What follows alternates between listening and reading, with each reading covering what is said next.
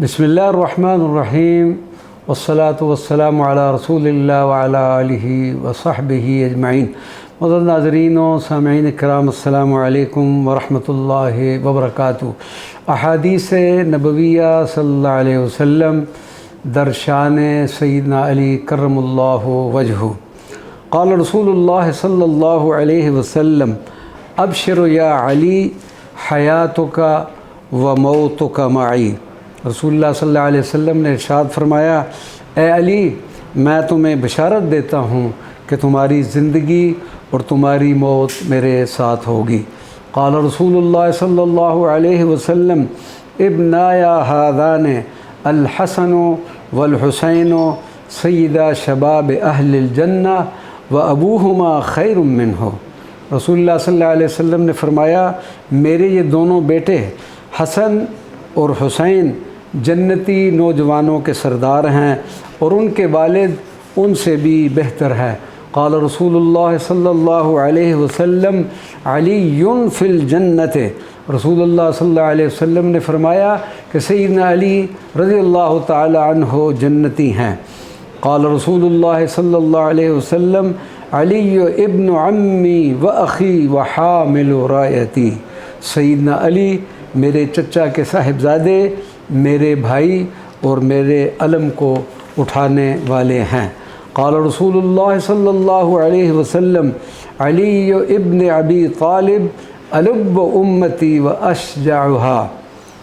حضرت علی میری امت کے سب سے زیادہ عقل مند اور بہادر شخصیت ہیں۔ قال رسول اللہ صلی اللہ علیہ وسلم: علی ابن ابی طالب منی کروحی فی جسدی۔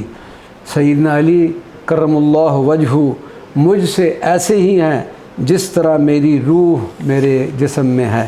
قال رسول اللہ صلی اللہ علیہ وسلم: آتانی جبریل علیہ السلام قال یا محمد ان اللہ یحب من اصحابک ثلاثہ فاحبهم علیا و ابا ذر و مقداد ابن الاسود یا محمد ان الجنة مشتاق الى ثلاثة من اصحابک علی و عمار و سلمان۔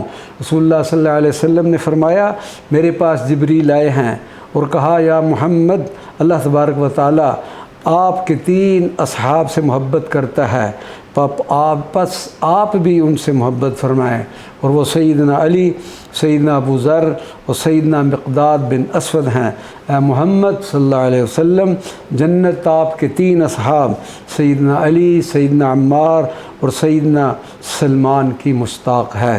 قال رسول اللہ صلی اللہ علیہ وسلم: افضل امتی علی ابن ابی طالب۔ رسول اللہ صلی اللہ علیہ وسلم نے فرمایا: میری امت میں سب سے افضل علی ابن ابی طالب رضی اللہ عنہ ہیں۔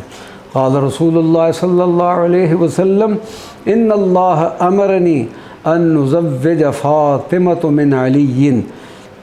رسول اللہ صلی اللہ علیہ وسلم نے فرمایا: بے شک اللہ تبارک و تعالیٰ نے مجھے حکم دیا ہے کہ میں سیدت فاطمہ کی شادی حضرت علی سے کر دوں۔ قال رسول اللہ صلی اللہ علیہ وسلم: انہ لا یحبک الا مؤمن ولا یبغضک الا منافق۔ رسول اللہ صلی اللہ علیہ وسلم نے فرمایا: بے شک تمہارے ساتھ وہی محبت کرے گا جو مومن ہوگا، اور بغض وہی رکھے گا جو منافق ہوگا۔ وما علینا الا البلاغ المبین۔